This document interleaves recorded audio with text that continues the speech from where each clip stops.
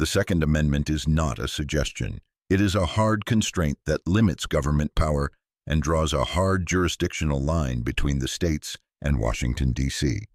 In 2021, Missouri enacted the Second Amendment Preservation Act, SAPA. Lawmakers in Jefferson City sought to nullify selected federal gun rules and quarantine state resources from enforcing federal gun policy. On February 16, 2022, the Department of Justice, DOJ, sued, asserting SAPA was a direct violation of the Supremacy Clause.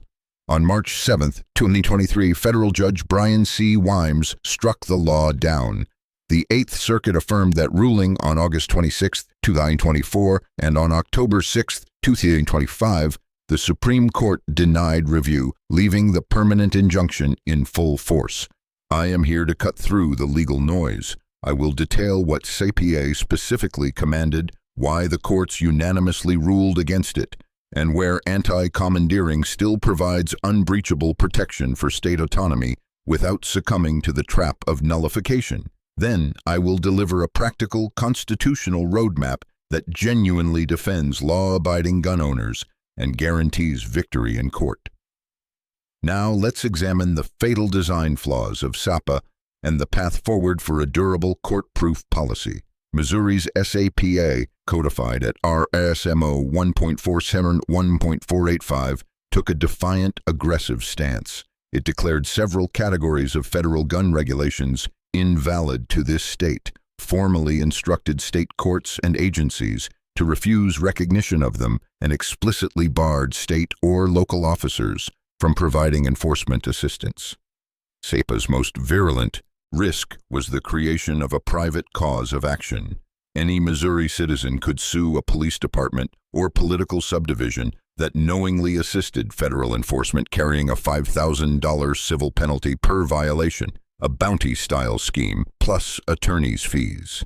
The statute listed targeted examples, new taxes, federal registries, or bans that affect compliant owners, pairing these declarations with a sweeping command that Missouri would not recognize such federal acts. Supporters framed this as a constitutional shield. Critics rightly called it nullification. Here is the key legal design error. Instead of simply telling state officers, do not expend resources on X, SAPA boldly stated, these federal laws do not exist here, and then punished voluntary cooperation. That inflammatory wording is what matters because the Supremacy Clause forbids states from declaring federal law void, while the Anti-Commandeering doctrine permits states to simply decline to help. SAPA attempted to combine non-cooperation with invalidation and civil penalties. This aggressive, unprecedented mix was the accelerant for the later adverse rulings. The courts immediately identified that constitutional conflict. The Department of Justice filed suit on February 16, 2022, strategically framing SAPA as a Supremacy Clause infringement. The DOJ's core argument: Missouri had not simply chosen to conserve resources, it had purported to invalidate federal law and penalized voluntary cooperation with federal officials. The complaint meticulously documented concrete operational harm. Missouri agencies withdrew from ATF task forces, chilled information sharing, created uncertainty in joint operations, and state laboratories severely limited their assistance. By tethering these facts to the statute's punitive text, the DOJ claimed concrete injury to federal operations. This strategic framing avoided a substance fight over the Second Amendment itself and instead targeted the statute's mechanism. The DOJ emphasized that while anti-commandeering allows a state to decline assistance, it does not permit a state to prohibit voluntary cooperation or declare federal law invalid to this state. The remedy sought was a declaration and injunction to remove SAPA's obstacles, leaving Missouri free to set policy priorities only through lawful non-cooperation. In short, the federal government argued SAPA was not a neutral resource choice. It was an attempt to disable federal gun laws inside Missouri by legislative fiat, using a bounty-style civil penalty to deter any collaboration. On March 7, 2023, U.S. District Judge Brian C. Wimes delivered a decisive ruling. SAPA is unconstitutional. The federal judge in Kansas City ruled that Missouri's Second Amendment Preservation Act violates the Supremacy Clause and issued a permanent injunction against any and all implementation and enforcement. The opinion rested on three critical pillars. First, the Supremacy Clause. Missouri cannot instruct its courts and officers to treat valid federal gun statutes as invalid to this state, because federal law is the supreme law of the land, Article 6. Second, the penalty scheme by threatening a $5,000 civil penalty per violation and attorney's fees. SAPA impermissibly punished voluntary cooperation with federal officials, effectively chilling vital information sharing and joint operations. Third, standing in harm. The court accepted the factual record showing genuine withdrawals from ATF task forces and disruptions inside intergovernmental work as real, traceable injuries. Judge Wimes was explicit. Anti-Commandeering still protects a state's choice not to expend resources. What fatally crossed the line was the nullification language paired with the bounty-style penalties. He refused to salvage the statute because its operative provisions were interdependent, all flowing from the state's declaration that certain federal laws were void in Missouri. The result was a permanent, crippling injunction and a clear mandate. If a state seeks non-cooperation, it must draft a resource allocation rule, not a law that purports to erase federal firearm statutes. This distinction respects both structural federalism and individual liberty. On August 26, 2024, a unanimous Eighth Circuit panel affirmed the district court, leaving the injunction firmly in place. Two threshold points validated the lower court's ruling. First, standing. The U.S. successfully demonstrated concrete injury because SAPA prompted task force withdrawals and chilled data sharing, harms traceable to the statute. Second, remedies. Federal courts possess the power to restrain state officials, to prevent direct interference with federal law. On the merits, the panel drew the bright line. States may decline to assist federal enforcement under anti-commandeering, but they may not achieve that policy by declaring federal law invalid to this state. The Supremacy Clause governs both the ends and the means. Missouri's chosen means, non-recognition of federal statutes, commands to state courts to treat them as void, and the $5,000 penalties for cooperation, crossed directly into nullification, not lawful non-cooperation. The court then addressed severability. Since SAPA's penalty scheme and the non-recognition language were interdependent, the panel refused to blue pencil isolated sentences. Remove the invalid declaration and the penalties collapse. Remove the penalties and the invalid command still conflicts with Article 6. The act could not be salvaged piece by piece. Finally, the panel practically handed Missouri a lawful alternative. If a state prefers to withhold assistance, it can simply adopt resource allocation rules, insist on written memoranda of understanding, MOUs, and accept political accountability, all without declaring federal law void or punishing voluntary cooperation. This is the constitutional lane for pro-Second Amendment states seeking durable court-proof reforms. The anti-commandeering doctrine is a structural, non-negotiable shield for the states. In New York v. United States, 1992, the Supreme Court barred Congress from commandeering state legislatures to administer federal policy. In Prince v. United States, 1997, it barred commands forcing local sheriffs to perform Brady Act background checks, no commandeering of executive officers. In Murphy v. NCAA, 2018, the court made the rule explicit. Washington cannot dictate a state's lawmaking, time 200 MAMs, not even by forbidding a state to repeal its own laws. The unmistakable bottom line is this: the federal government may regulate individuals, but it may not run the states. Thus, lawful non-cooperation is always constitutionally available. A state is free to decline to devote its personnel, its funds, or its databases to federal priorities. However, anti-commandeering does not authorize nullification. States cannot instruct their courts to treat federal statutes as void They cannot penalize voluntary cooperation with federal officers, and they cannot rebrand valid federal law as an intruder within state borders. The Supremacy Clause makes valid federal laws supreme for a reason. This legal certainty is liberating.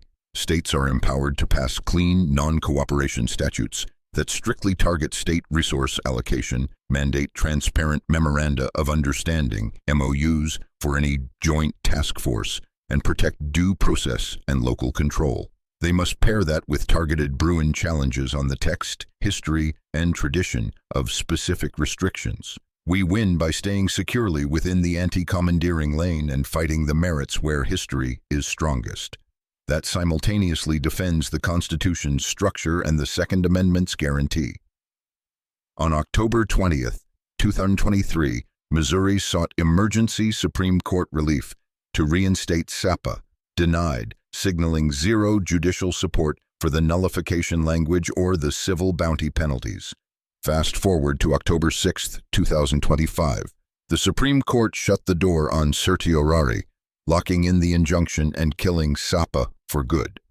There was no merits debate, time for hundreds, just a tombstone for nullification. Here is the lawful, court-proof lane for states that want to protect law-abiding gun owners while respecting the constitutional structure. Write clean non-cooperation statutes. Control state resources, personnel, databases, and facilities without declaring any federal statute void. A state is free to decide as a policy matter not to assign officers to particular ATF task forces or not to process certain requests unless a written MOU sets clear terms, oversight, and data safeguards. This is precisely what New York, Prince, and Murphy permit.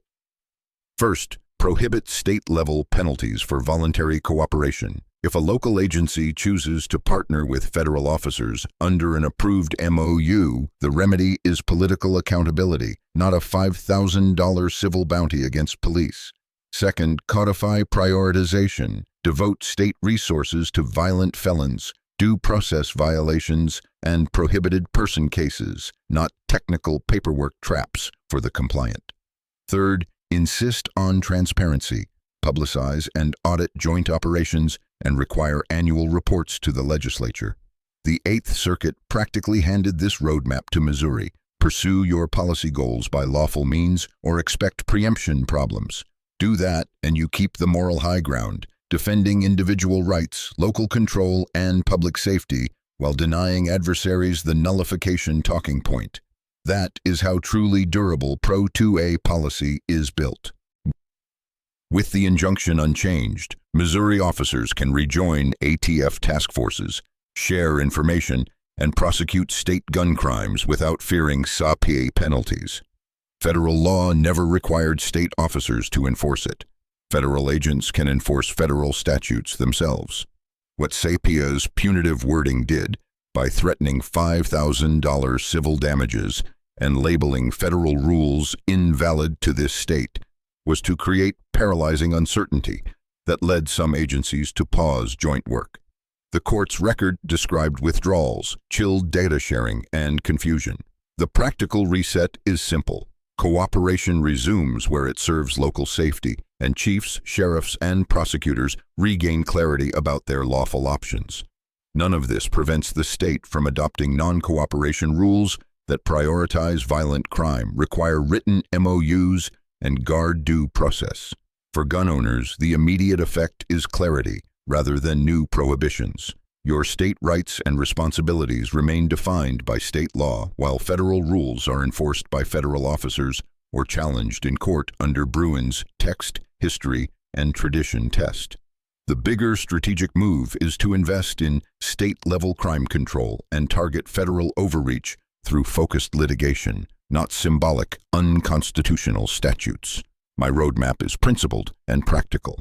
First, separate the merits from the mechanics. Bring targeted Bruin challenges that test federal rules against text, history, and tradition rather than declaring them void inside a state code. Second, pass clean non-cooperation statutes. These must govern state resources, personnel, databases, and facilities without branding federal enactments invalid to this state. Third, require written MOUs, mandate written agreements for any joint task force, with clear scopes, due process safeguards, and annual reporting to the legislature. Fourth, prioritize violence, use state power against prohibited persons, straw purchasing, and violent felons, not technical paperwork infractions for the law-abiding. Fifth, message clearly. The Constitution protects both individual rights and the anti-commandeering limit on Washington's reach. When we defend both, we win in court and with the public. Finally, invest in litigation infrastructure. Build a network of attorneys who master historical sources, expert historians, and coordinated cases that present the strongest factual records. That is how we secure durable victories that protect law-abiding gun owners today and in the long run. Ground these choices in New York, 1992, Prince, 1997, and Murphy, 2018, to demonstrate faithful adherence to binding Supreme Court precedent. Here is the bottom line. SAPA fell not because courts rejected the Second Amendment, but because its nullification-style design, declaring federal law invalid to this state and punishing cooperation, collided catastrophically with the Supremacy Clause. As the Eighth Circuit affirmed and the Supreme Court left undisturbed on October 6, 2025, the structural guardrails remain. States can decline to assist under anti-commandeering, and citizens can attack specific restrictions through Bruin's text, history, and tradition test. Our job is to use the right tools for the right fight. Time 300 Ms. Clean resource allocation laws for federalism and focused litigation for rights. In the full video, I will move next to concrete templates for lawful non-cooperation and a short list of winnable Bruin targets. If you value principled, effective 2A is strategy, this channel is your home. Subscribe, share, and stay engaged. For reference, Prince, New York, and Murphy outline the limits on federal power and the lawful space for state policy choices with clarity.